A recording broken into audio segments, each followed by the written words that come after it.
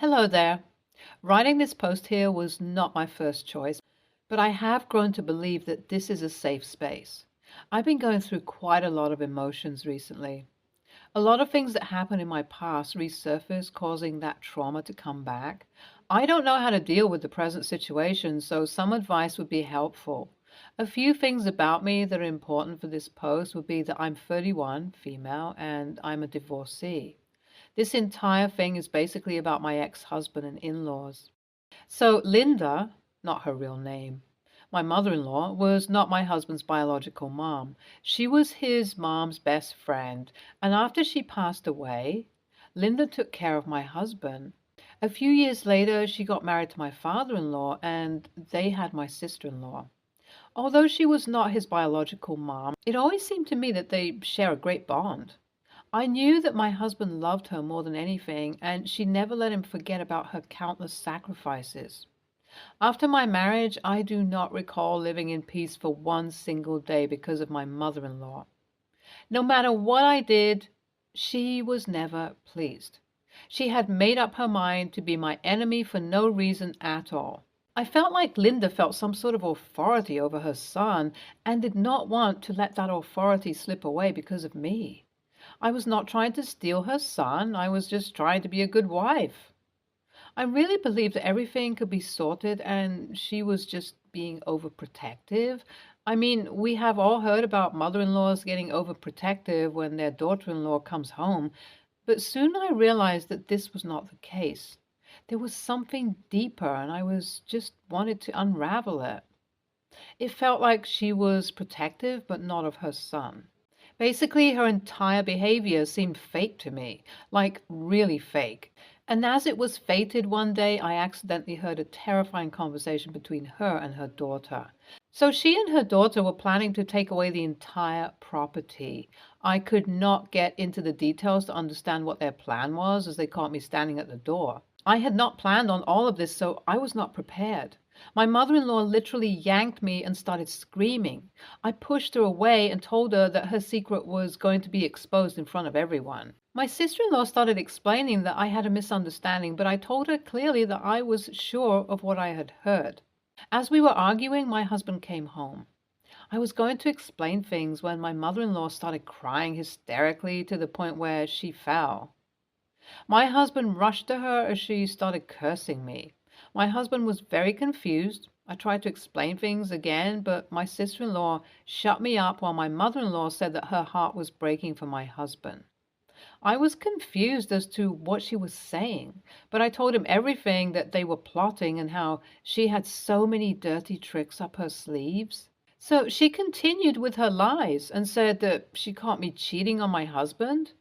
My sister-in-law shamelessly supported her as both of them weaved up a false story about how I arrogantly pushed my mother-in-law as she tried to reason with me.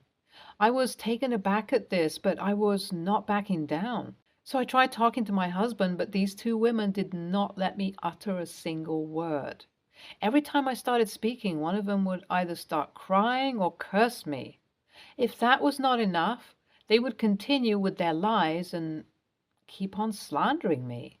So I started screaming and told my husband that he must believe me as they were only planting false stories to hide their crimes.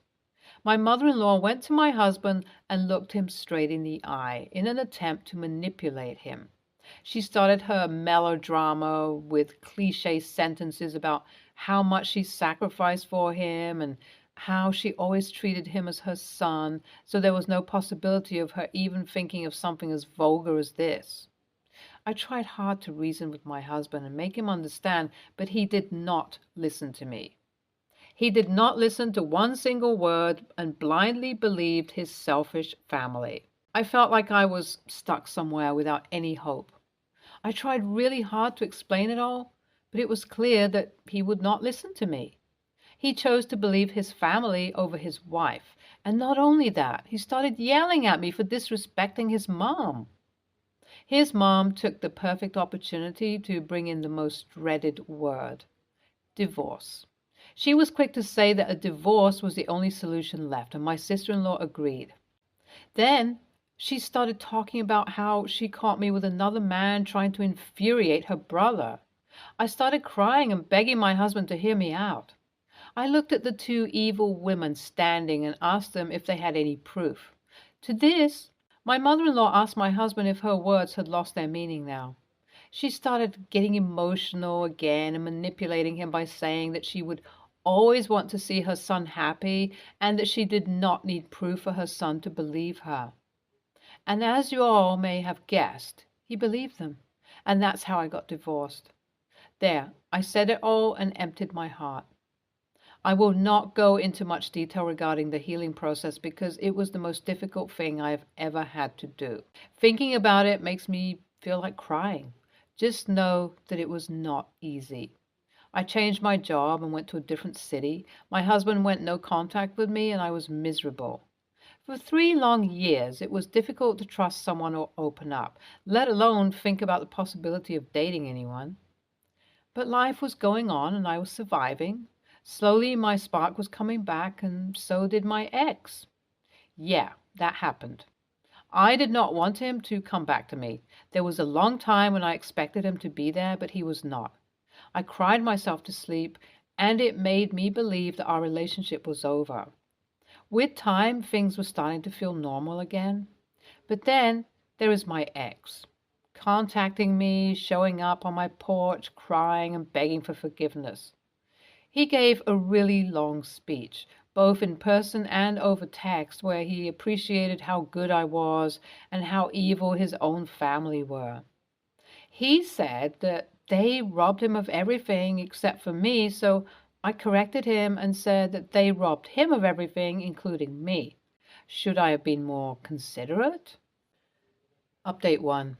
It's been like 3 days and things are not changing. My ex-husband did understand after I repetitively told him that I was done and was not coming back, but he wasn't looking like he was convinced. We had a chat and he told me that his stepmom took everything away and, like a fool, he gave in to her manipulations. I guess that's what we do when we love someone, and he was completely in love with this selfish woman. He admired and adored her and never thought of her as a stepmom. For him, it was his real mother, only if she had shared similar sentiments. But what happened to me was not okay either. I was simply slandered and tossed aside. Being my husband, the least he could do is hear me out, but he didn't bother to do that either. He believed all those terrible things about me and doubted me. Even if I tried to forgive him, I would never forget this humiliation. I was bitter towards him for years, but seeing his condition made me realize that I don't need to be bitter. Karma balances everything. I read about the concept of karma recently, and it has been enlightening to say the least. Update 2. It's been a week since I had that conversation with my husband, and things are simply weird at this point. He expects me to be his friend, at least, if I'm not willing to go back to him. I mean, that's what he said. He's really miserable. He told me that all his friends have suggested that he sues his stepmom for unlawfully getting his signatures and taking over the entire property. But he doesn't have it in him to face her in court. So I, as someone who has been the victim of this evil woman, decided to try my hand at explaining things as well, and somehow he was convinced that suing her would be the right thing. However, I told him that I will stay far away from this case as I don't want any new drama in my life. He asked me if I didn't want to see her getting punished. To this I replied that for a long time I did because I wasn't able to let go and that hurt me. I'll be glad if she gets what she deserves, but I do not want to be associated with it. It will only bring back the bad memories and I don't want that. I've picked myself up all alone after a lot of struggles, and I'll not let anybody push me back into that zone again. That's not happening. All right, guys, I'm back after what? A month? Probably. My ex-husband finally heard everyone and sued his mother-in-law, and as per what I've been hearing, he will probably win the case. Now, that would be fun. As for me, I'm staying away from it, and I've instructed my ex to also understand and respect my privacy and boundaries. As for life, things are going pretty normal except for this entire drama. I don't want to deal with these anymore. I want to live my life peacefully, far away from these people. So that will be all. My story. Thank you for listening, and thank you for writing such sweet and supportive words. NTA, I perfectly support your decision not to get into all of this. There's no need to go back to the same things which trigger you. You don't owe anything to anyone. As for your ex-mother-in-law, trust me, she will get what she deserves. NTA, your husband, although himself is going through stuff, kind of deserves it for what he did to you.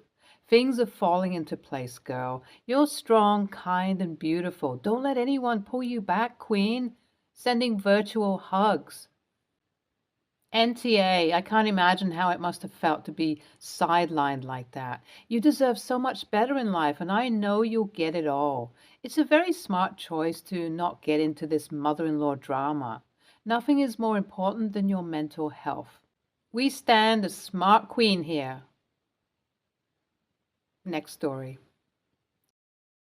I, female 25, have been dating my boyfriend, male 26, for about 2 years. Prior to our meeting, I had been in a 5-year relationship with my ex.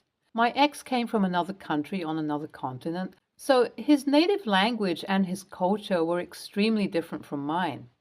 Me and my ex both came from a non-English speaking country, and I rapidly started learning his mother tongue and picking up a lot of his culture, food, manners. I traveled to his country about 5 times and lived there for 3 years as well. So when we broke up and I went back to my country, I spoke the language fluently and had picked up the culture. For example, I would mostly cook food from my ex-country as it was really good, and I got used to it.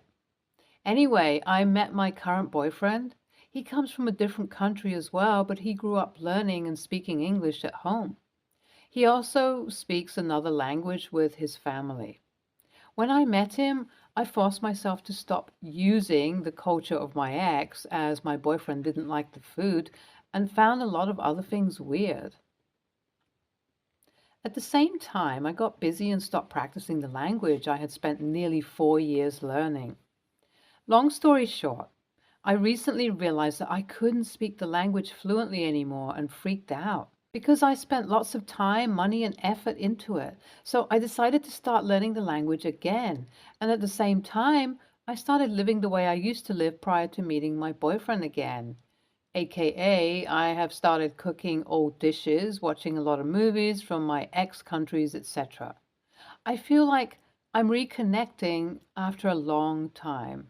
Well, multiple times my boyfriend said this is disturbing to him and asked if my plan was to get back with my ex. He said that's the only reason I'm probably learning the language again and picking up the culture again. He said that because it is not my own culture, I'm being really weird and a bit of an a-hole for using another culture. He also mentioned the fact that I haven't started learning his own language. The reason why I haven't is because first, there aren't many resources. Second, he, his family, and everyone around him speak fluent English. And third, I have told myself that I would learn it if I get married to him.